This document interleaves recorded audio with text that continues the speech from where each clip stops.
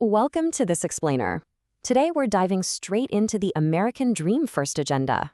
It's a proposed federal framework designed to completely overhaul massive government spending, cut right through bureaucratic red tape, and, ultimately, put money directly back into the pockets of the American people. Here is our roadmap for today. We're going to cover 6 key areas. First, the trillion-dollar baseline, then we'll look at the 75% of Americans who are struggling, followed by the fraud and red tape, the lean government model, restructuring military pay, and we'll wrap it all up with their 24-month roadmap. All right, let's jump into part 1, the trillion-dollar baseline, where we're examining current federal assistance spending. So the agenda identifies a truly staggering baseline. We're talking $3.78 trillion in total annual outlays across all federal benefit programs. To put that massive number into perspective, that is effectively $315 to $330 billion going out the door every single month. It's a huge system, and grasping this number is absolutely crucial to understanding the sheer scale of the proposed reforms. When you actually break down those deep government pockets, healthcare and Medicaid absolutely dominate the expenditures. They take up roughly 55% of that monthly total, which amounts to about $900 billion a year. This sits right alongside other massive outlays, like $110 billion for nutrition programs and another $60 billion for housing assistance. The volume of wealth being distributed here is just immense.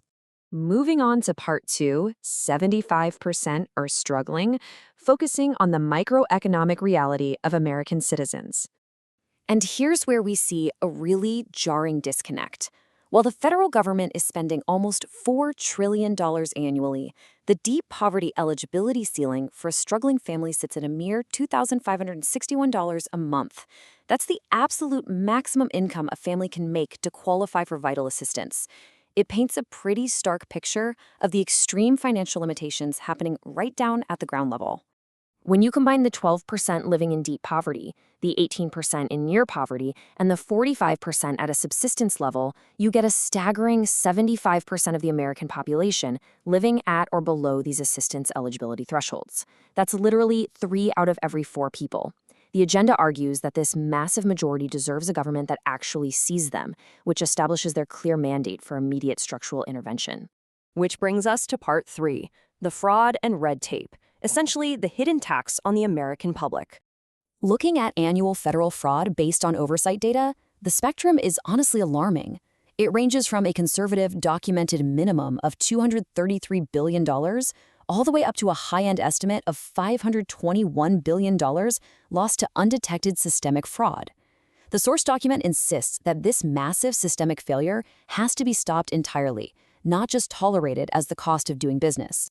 This isn't just some minor government accounting error, folks.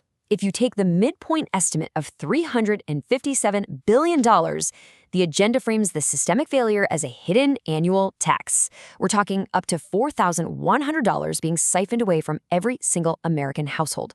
Bypassing this red tape is a central focus of the entire proposed reform package. So how do they plan to fix it?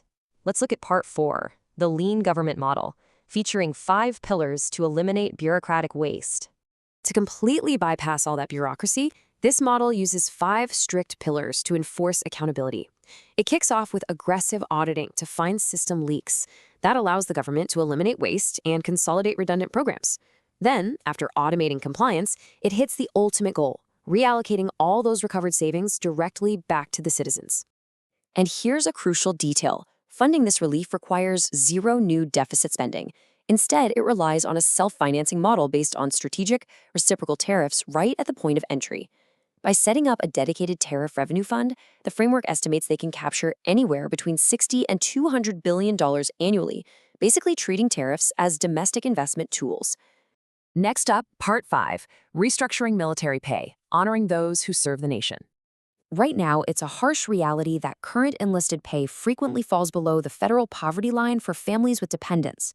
To fix this, the agenda proposes a $2,500 base pay floor to restore financial dignity to our armed forces. This would create a hard minimum, with absolutely no exceptions across all branches of the military. No one who defends this nation should depend on public assistance to survive. There's a foundational quote in the framework that really grounds this entire section, aiming to ensure that those in uniform never fall into that 75% of struggling Americans we discussed earlier. Finally, Part 6, the 24-month roadmap, a legislative sprint to implementation. This isn't your typical 10-year government plan. It's literally designed as a rapid 24-month legislative sprint.